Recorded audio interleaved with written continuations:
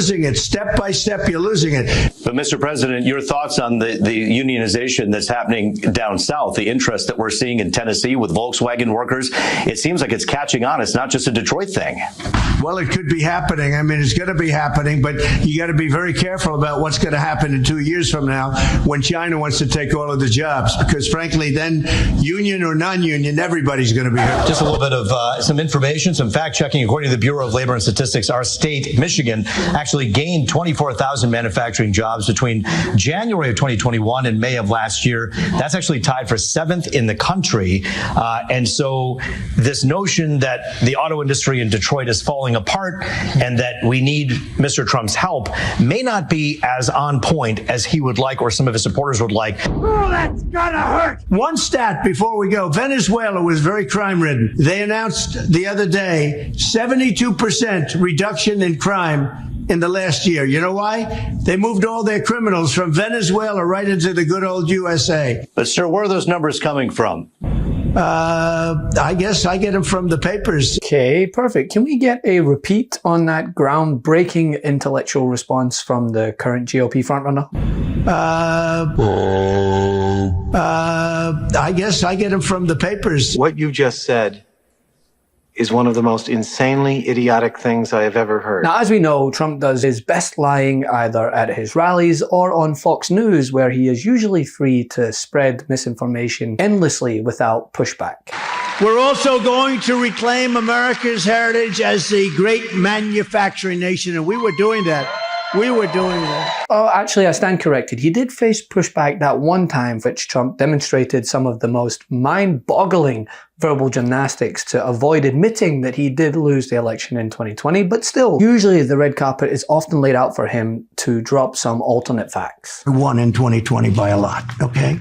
Let's get that straight. I won in 2020. You know that this, and if you look at all of the tapes, if you look at everything that you want to look at, you take a look at Truth to Vote, where they have people stuffing the ballot boxes on tapes, or Mr. President, let's go to recent. Well, wait a minute. Let's go to recent.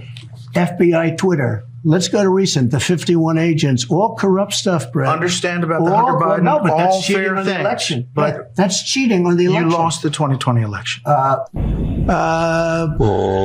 However, it was during a low-key interview on Fox Detroit that the former president faced pushback and was left dumbfounded when simply asked where he was pulling his information from. And to be fair to him, maybe he realized he was on national television and couldn't actually specify the exact orifice in which he was pulling these statistics from. Dude, one stat before we go. Venezuela was very crime-ridden. They announced the other day 72% reduction in crime in the last year. You know why? They moved all their criminals from Venezuela right into the good old USA. And Biden let them do it. It's a disgrace. But, sir, where are those numbers coming from?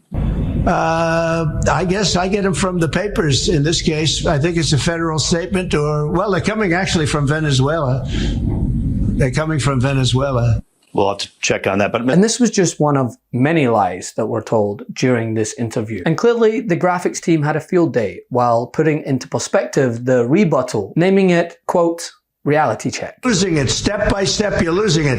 But, Mr. President, your thoughts on the unionization that's happening down south, the interest that we're seeing in Tennessee with Volkswagen workers, it seems like it's catching on. It's not just a Detroit thing. Well, it could be happening. I mean, it's going to be happening, but you got to be very careful about what's going to happen in 2 years from now when China wants to take all of the jobs, because frankly, then union or non-union, everybody's going to be hurt.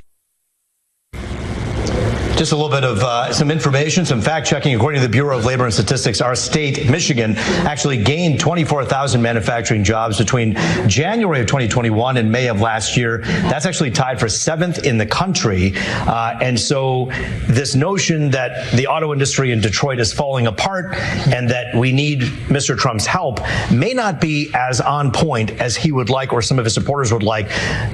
Which, to be honest, is all too rare in today's media climate. Far too many still gift the Republican frontrunner endless oxygen to spew his lies and disinformation freely without pushback in real time.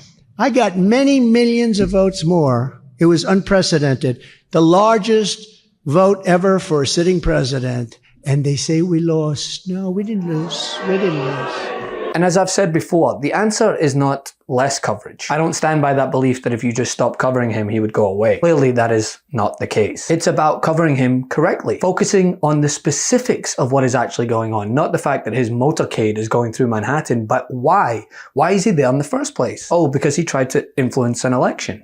Until now, no American president had ever faced a criminal trial.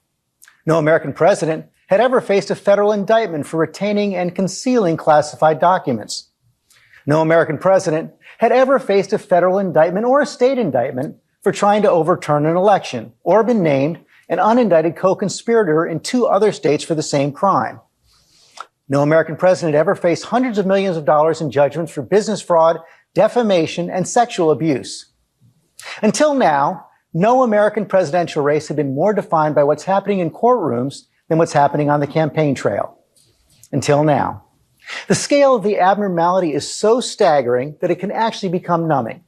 It's all too easy to fall into reflexive habits, to treat this as a normal campaign, where both sides embrace the rule of law, where both sides are dedicated to a debate based on facts and the peaceful transfer of power. But that is not what's happening this election year. Those bedrock tenets of our democracy are being tested in a way we haven't seen since the Civil War. It's a test for the candidates, for those of us in the media, and for all of us as citizens. This morning, we're going to do our best to put it all in perspective and analyze what it means. Cut into his lies in real time in order to provide the information that voters need to know on the matter. Ruby's loved ones and community are left grieving for this incredible young woman, remembering what they called her. They said she had just this most contagious laughter, and when she walked into a room, she lit up that room. And I've heard that from so many people. I spoke to some of her family. He did not speak with any of us, so it was kind of shocking seeing that he had said that he had spoke with us and, saying, misinforming people, live TV. Shocking. I kind of stopped watching it. I only seen up to that. After I heard, a couple of misinformation that he has said, I kind of just stopped watching. And if one is able to secure an interview with him between catnaps, push back, because as you see in this interview, it exposes how ill-informed he really is. And I heard Nikki today said, yeah, I lost 2. No, she lost 4. Because she lost the Virgin Islands, which she tried like hell to get. We won that too. A lot of people don't know that. But then we went to Nevada. All right, we're continuing monitoring the president's remarks, and I mean no offense to him, or some of you might want to continue hearing, but I did have to say that even though the former president is entitled to his opinions, he's not entitled to his own set of facts.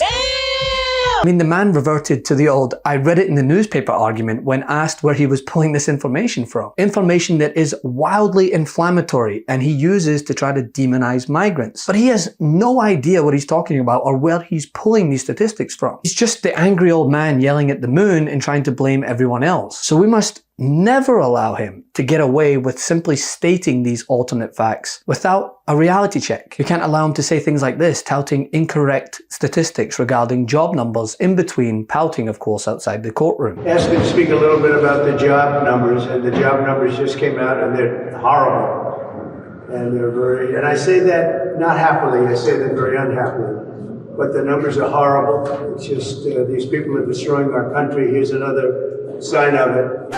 Futures, first of all. We're up 477 points on the Dow, 56 points for the S&P, and the NASDAQ roaring ahead by 270 points. That's 1.5% for the NASDAQ. Big gain right there. When in reality, when Trump left office, the unemployment rate was 6.3%. It's now 3.9% and has been below 4% for 27 months. And also, this is an important point. It's not just him that has to be fact-checked. It is his minions who are sent out to spread the word according to Orange Jesus. We had a lot of conversations around the room about the importance of eliminating Bidenomics, about the importance of getting inflation back down to 2%. We were just better off under President Trump. Inflation, Kristen, was at 2%, and we had the lowest unemployment rates for African Americans, for Hispanics, for Asians, a 70-year low for women. We had the highest funding for historically black colleges and universities in the history of the country under President Trump. So we were excited to have a conversation.